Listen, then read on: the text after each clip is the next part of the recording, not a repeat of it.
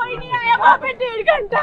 वो जिंदा था तब तक कोई नहीं आया वहाँ पे। अगर कोई हेल्प होती, आर्मी होती तो मेरे को बच सकता था। कोई नहीं आया वहाँ पे, कोई नहीं आया। जस्टिस मिलेगा। I want them dead.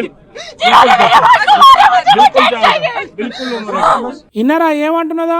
Army సెక్యూరిటీలు కాల్పుల జరిగిన కాడికి ఎమ్మటే వచ్చేదుంటే మా అన్న బతికేటోడు, వాళ్ళు రాలేదు. నా అన్న గంటన్నర సేపు ప్రాణాలతోనే ఉన్నాడు. అప్పుడే ఆదుకునేది ఉంటే మా అన్న బతికేటోడు.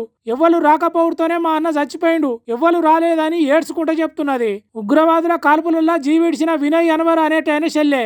నువ్వు ఏం న్యాయం కోరుకుంటున్నావు ఇప్పుడు అనే విలేకరులు అడిగితే వాళ్ళని చంపుర్రి, నా అన్న ప్రాణాలు తీసిన తలలు తెచ్చి నాకు న్యాయం చేయండి అని అంటున్నది. మరి అంతే కదా, పోయిన ప్రాణాన్ని ఎట్లాగూ తీసుకురాలేము. కాబట్టి అట్లా చేసిన వాళ్ళను మాత్రం వదిలిపెట్టద్దు. ఏ ఎలకపోకల దాచుకొని ఉన్నా బయటికి తీసి మరీ చంపాలి. ఇంకోసారి ఇండియా దిక్కు ఉగ్రవాదులు చూడాలంటేనే ఎన్ను పూసల వణుకు పుట్టాలి, లేకుంటే భయం లేకుండా పోతుంది బడివేగాళ్లకు. మరి అట్లా చేస్తారా, వాళ్ళు దొరుకుతారా అనేది పక్కకు పెడితే దేశ భద్రతను సెంటర్ సర్కారు ఇన్నేళ్లు పట్టించుకోలేదు కాబట్టే ఇట్లా అవుతున్నదని అంటున్నారు కొందరు.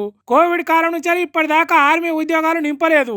ఏమనంటే ఆర్మీలో మనుషులు అవసరం లేదని చిల్లర సాకులు చెప్పిండ్రు. పెద్ద పెద్ద ఆయుధాలు కొంటున్నాం, తయారు చేస్తున్నాం అని అంటున్నారు. కానీ గుట్టలల్లా, చెట్లల్లా, అడవులల్లా పని చేయాలంటే ఆర్మీ మనుషులే ఉండాలి.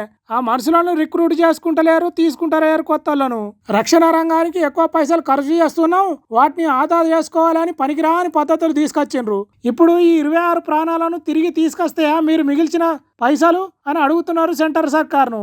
ఆర్మీ ఆఫీసర్లు అయితే గొంతు బొంగ మొత్తుకుంటున్నారు. మరి ఇప్పటికైనా ఆర్మీని గట్టిగా తయారు చేస్తారో, లేకుంటే ఇట్లనే ఉగ్రవాదులు దేశంలోకి వచ్చే ఛాన్స్ ఇచ్చి జనాల ప్రాణాలు పోయేటట్టు చేస్తారో చూడాలి.